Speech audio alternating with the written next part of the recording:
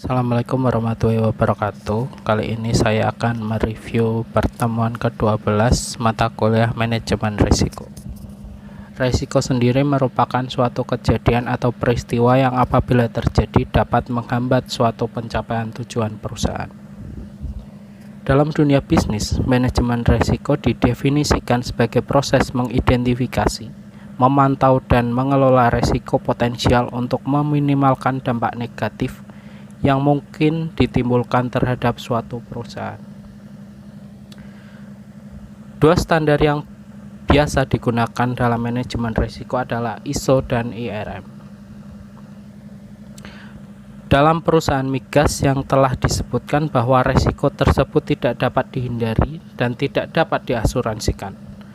Dalam hal ini, langkah yang dapat dilakukan oleh manajemen adalah meminimalkan dampak sekecil mungkin. Manajemen risiko dibuat guna untuk melindungi suatu perusahaan atau organisasi yang juga mencangkup karyawan, properti, reputasi, dan lainnya dari sebuah bahaya yang sewaktu-waktu dapat terjadi. Dapat kita ketahui bahwa tidak semua risiko dapat dihilangkan atau dihindari. Oleh karena itu, diperlukan tindakan-tindakan pencegahan atau tindakan untuk menghadapi risiko yang telah teridentifikasi tersebut. Langkah-langkah yang dapat kita lakukan adalah pertama, risk identification. Langkah pertama yang dilakukan adalah mengidentifikasi kemungkinan risiko yang dapat terjadi pada organisasi atau perusahaan. Ini bertujuan untuk mengetahui keadaan yang akan dihadapi oleh perusahaan tersebut dalam berbagai aspek seperti sosial, hukum, ekonomi, produk atau jasa, pasar, dan teknologi yang ada. Yang kedua adalah risk assessment. Dalam hal ini, diperlukan kemampuan individu di setiap bidang untuk memberikan penilaian terhadap risiko-risiko yang telah diidentifikasi. Tujuannya adalah agar setiap risiko berada pada prioritas yang tepat. Yang ketiga ada risk response. Proses ini dilakukan untuk memilih dan menerapkan langkah-langkah pengelolaan risiko. Kemudian ada standar kompetensi kerja.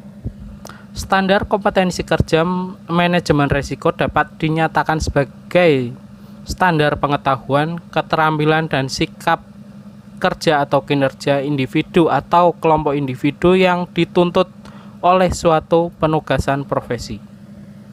Dalam sebuah penugasan, kepemilikan kompetensi individu dan kelompok individu tersebut akan memberikan keyakinan yang wajar bahwa penugasan akan dapat diselesaikan sesuai dengan standar profesi yang berlaku pada masing-masing profesi. Kelompok profesi manajemen risiko menggunakan tingkatan kompetensi individu untuk menjalankan peran dan mengelola risiko corporate.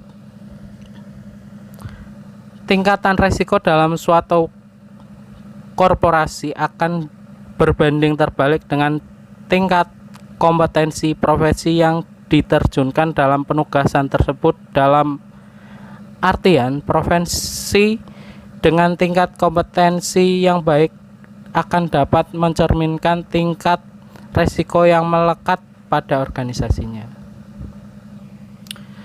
Risiko sebagai ancaman atau tantangan. Menurut saya, risiko bisa menjadi ancaman bila kita tidak tahu bagaimana menyikapinya. Dengan kita belajar manajemen risiko, paling tidak kita tahu bagaimana berstrategi dalam menghadapi kemungkinan-kemungkinan risiko yang akan terjadi. Sekian dari saya, terima kasih. Wassalamualaikum warahmatullahi wabarakatuh.